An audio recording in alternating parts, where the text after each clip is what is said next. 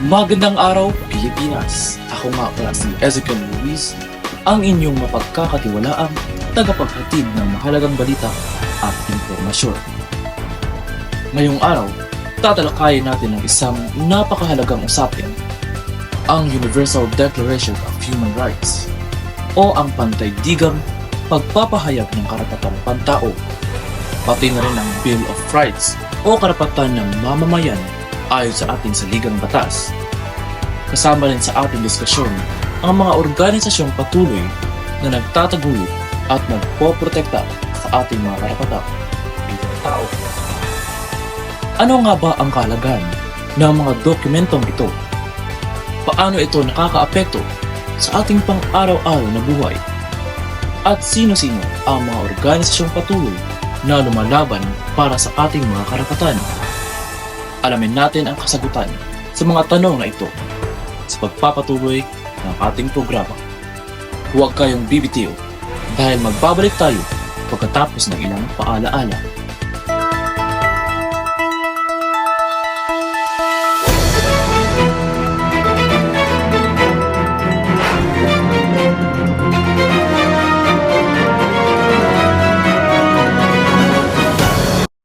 Maraming pagkakataon na nabasa sa mga pahayagan, naririnig sa radyo, napanonood sa telebisyon, at napag-uusapan ang paksa tungkol sa karapatang pantao.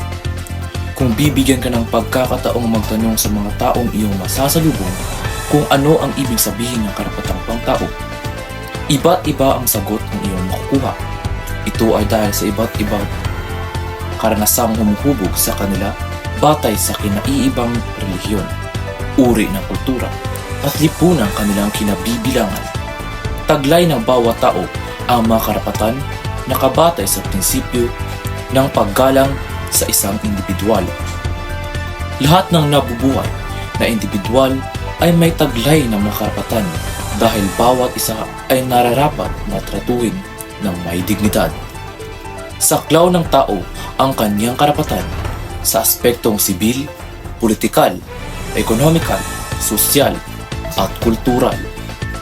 Makikita sa kasunod na diagram ang kontekstong historikal ng pag-unlad ng konsepto ng karapatang pantao mula sinaunang panahon hanggang sa pagkabuo ng Universal Declaration of Human Rights ng United Nations noong 1948. Noong 539 BCE, sinakop ni Haring Cyrus ng Persia at kanyang mga tauhan ang lungsod ng Babylon.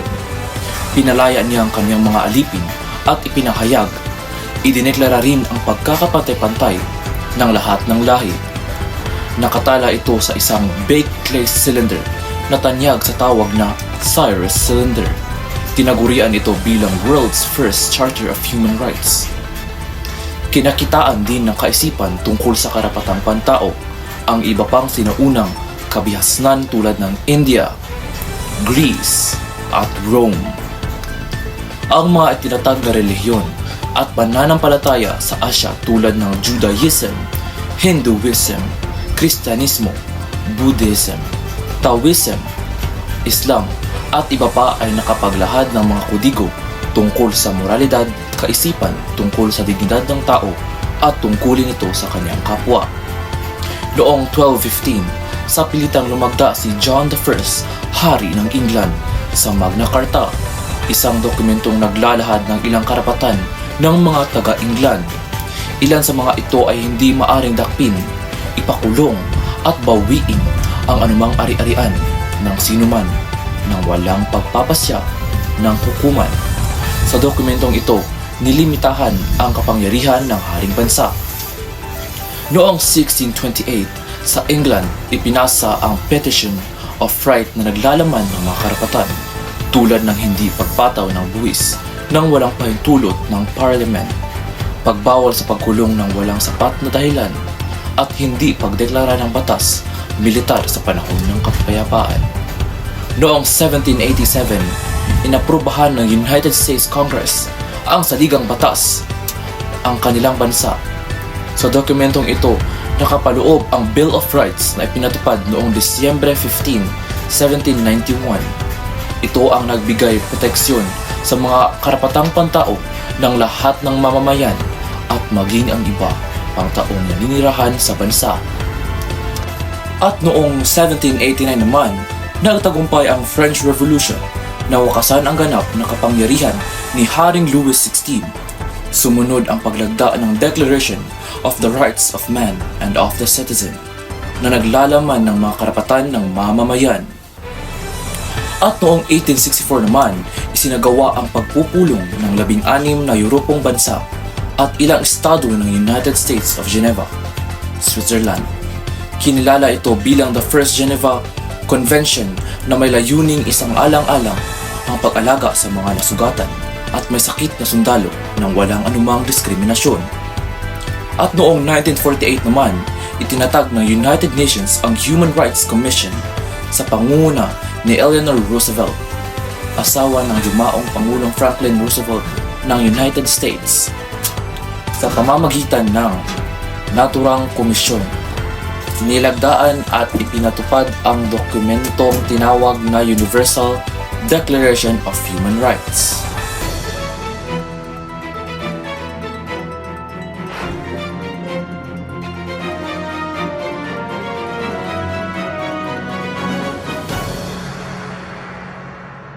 Maraming organisasyon sa iba't ibang panig ng mundo.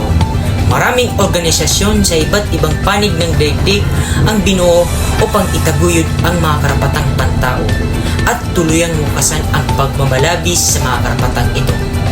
Bagamat may mga kani-kaniyang pamamaraan at may partikular na kasapi ng lipunan ang pinagtutuunan ng pansin.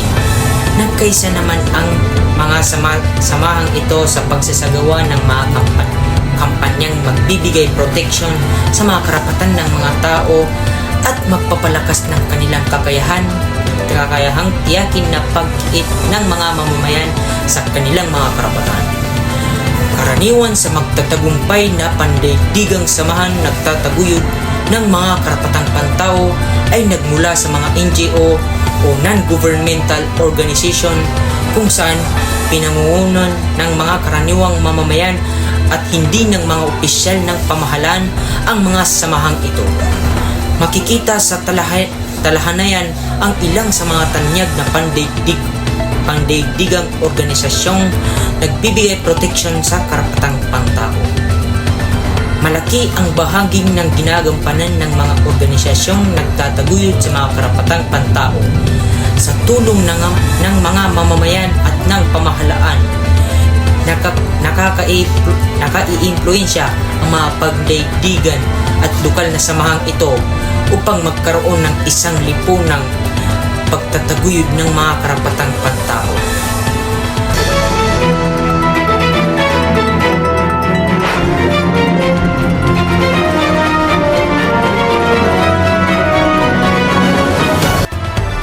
Ang mga organisasyong nagtataguyod sa mga karapatang pantao.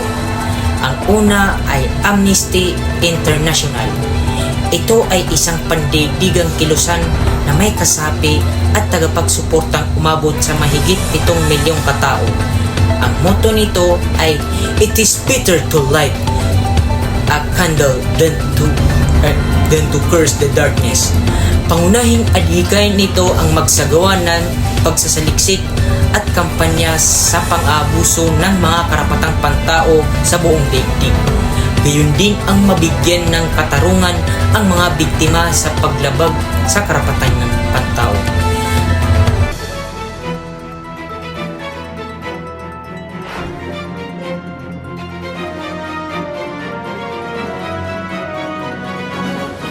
Ikalawa, Human Rights Action Center.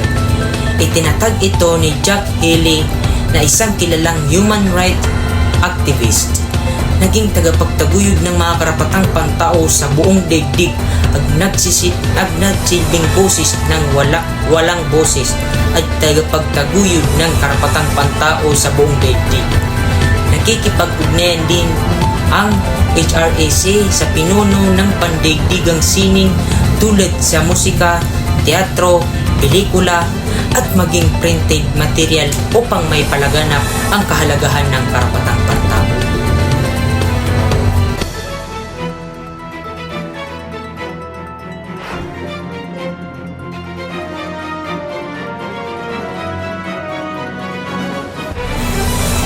Global rights. Ano ang global rights?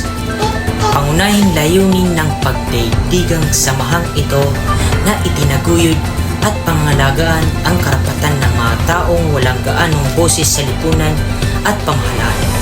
Pinalalakas din ito ang mga aktibong kalahok at samahan na itala at ilantad ang mga pang-abuso sa karapatang pantao at makapagtaguyod ng mga reformang patungkol sa karapatang pantao na at makapagbigay ng serbisyong legal TRHA organization. Ang pang-apat ay Asian Human Rights. Itinatag ito ng 1984 ng mga tanyag na grupong aktibo sa pakikipaglaban sa karapatang pantao sa Asya. Layunin ng samahang ito ay magkaroon ng higit na pamalayan tungkol sa karapatang pantao at pagsasakatuparan sa buong Asya. African Commission on Human Rights.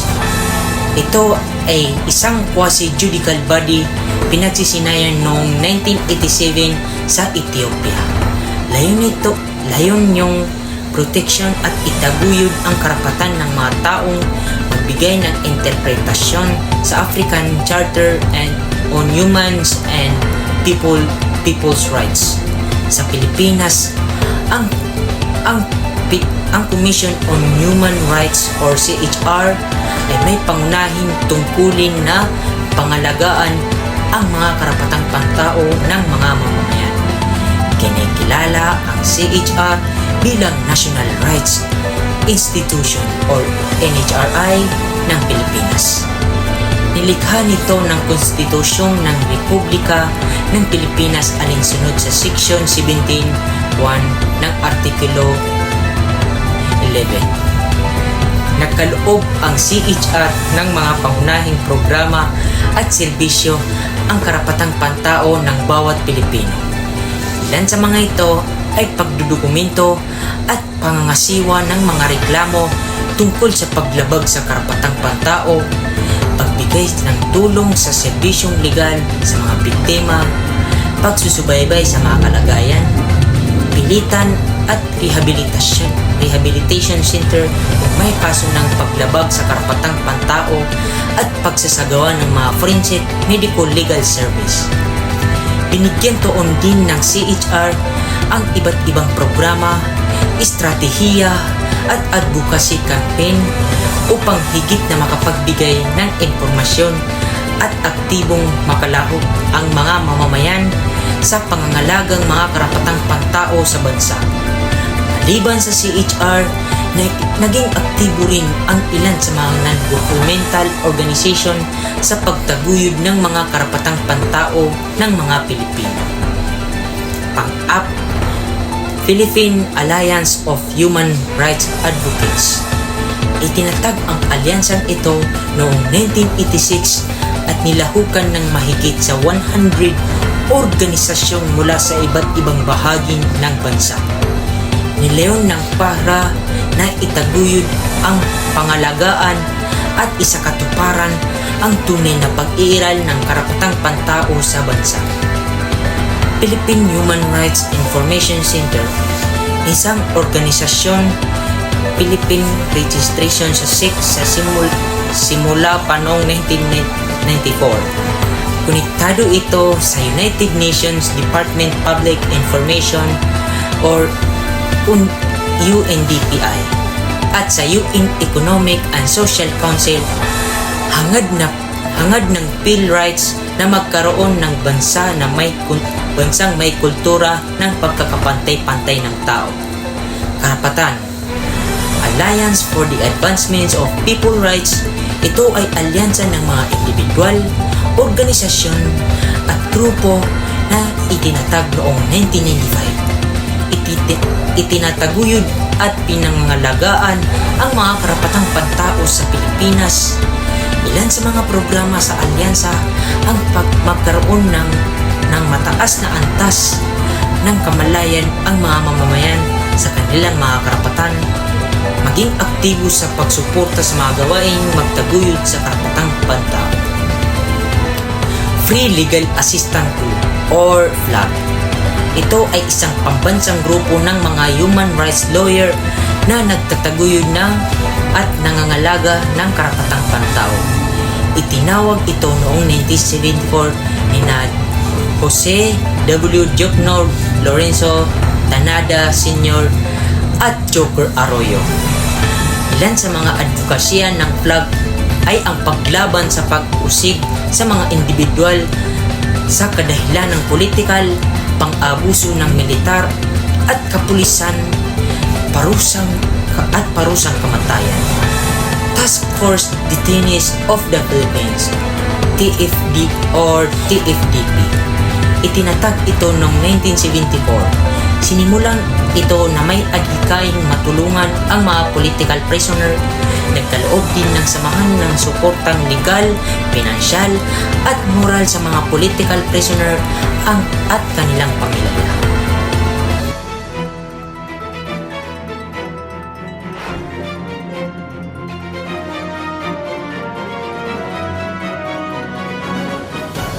Magandang umaga sa inyo lahat.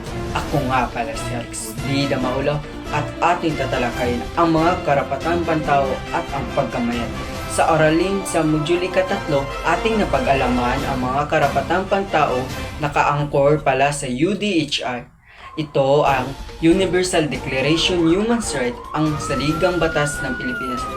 Batay sa Universal Declaration of Human Rights, ang lahat ng karapatan meron tayo isulat sa una UDHR. Kabilang ng isang Pilipino, tayo ay may iba't ibang karapatan at ngayon ay ating tatalakayin ang mga karapatan ito at ang pagkamamayan. Aralin ito ay may most essential learning competency at ito nasusuri ang kalagahan ng pagsulong at pangangalaga karapatan pantao sa pangunahing isyu hamon sa lipunan. At para sa STEM, nakagawa ng collage na pinapakita ng mga pangangailangan ng karapatan pantao. Pangatlo, affective. Nagpapahalaga ang mga karapatan pantao ng bawat isa. Sa puntong ito, tutuklasin natin ang mga tungkulin ng mga pamahalaan sa pagsulong ng mga karapatan ng mga mamayan, kaakibat ang pagkamamayan, ang mga taglay nitong karapatan pantao. Saan nga ba nakasulat ang ating mga karapatan? Ito'y nakalahad sa Saligang Batas 1987, Karapatan Sibil, Politikal, Ekonomiko, Sosyal at Kultural, nararapat itaguyod ng mga pamahalaan para sa mamayan. Nito ang mga katipunan ng mga karapatan ito ay nagsisilbing pundasyon ng Estado sa paggawa ng mga batas ng pulisya upang palakasin at patatagin ang mga pagkamamayan. Ang tanong, ano nga ba ang tungkulin ng mga pamahalaan sa pagsulong ng mga karapatan ng mamamayan? Sa pagkilala sa pamahalaan ng mga karapatang pantao ng mamamayan, naging tungkulin nito ang pagkaloob, ang paggalang sa bawat individual, proteksyonan tayo laban sa mga pangangabuso ng mga karapatang ito, at sa pagsagawa ng mga positibong aksyon upang lubos na matamasa ng mga mamayan ang ginhawa ng mga karapatan pantao. Hindi lamang ang mahalaga ang pagkakaroon ng kaalaman sa mga karapatan pantao, kundi sa akwal na pag-iit at pagsasakatuparan ng mga karapatan nito ang nararapat ng manginbabaw. Facilitator Manual on Human Rights Education taong 2003. Para sa unang antas, nakikita ninyo ang pagpapaubaya at pagkakakilala. Ang antas na ito ay nangungulugang walang subaling pagpapaubaya sa mga paglabag ng karapatan pantao. Ikalawa na antas, ang kawalan ng pagkikilos o interes. Sa antas na ito ay nangangahulugang may limitadong kaalaman tungkol sa mga karapatang pantao. Ngunit sa panganib o kawalan ng interes, higit na ang karapatan nito ay dahil sa takot o panganib, kahulugan at paggawa ng mga kondisyon, panglipunan, ekonomiko at politikal ng bansa. Pangatlong antas, ang limitadong pagkukusa. Ano nga ba ang ibig sabihin ng antas na ito? ay nagkikitaan ng pagtaguyod ng karapatan pantao, paghanap ng solusyon gamit ang karaniwang pamaraan tulad ng paglalahad ng reklamo. Ang panghuli na antas, ito ang limitan, pagsasarili at pagkukusa. Ano bang ibig sabihin ng antas nito? Nangangahulugang may kalamalayan, aktibo at malayang pagtanggol sa mga karapatang pantao sa pamamagitan ng pagtatag ng samahan at pagsisikap. Sa iyong narinig ang 4 na antas ng kamalayan sa pag-unawa at pagsasakatuparan ng mga karapatang pantao. Ayon kay M.S. Jokno, taong 177, nagiging malaya hindi lamang ang mahalaga ang pagkakaroon ng kaalaman sa mga karapatang pantao, kundi sa akwal na pag-iit at pagsasakatuparan ng mga karapatan nito ang nararapat ng mangibabaw. At sa ngayon, yun lang po. Maraming salamat sa panonood.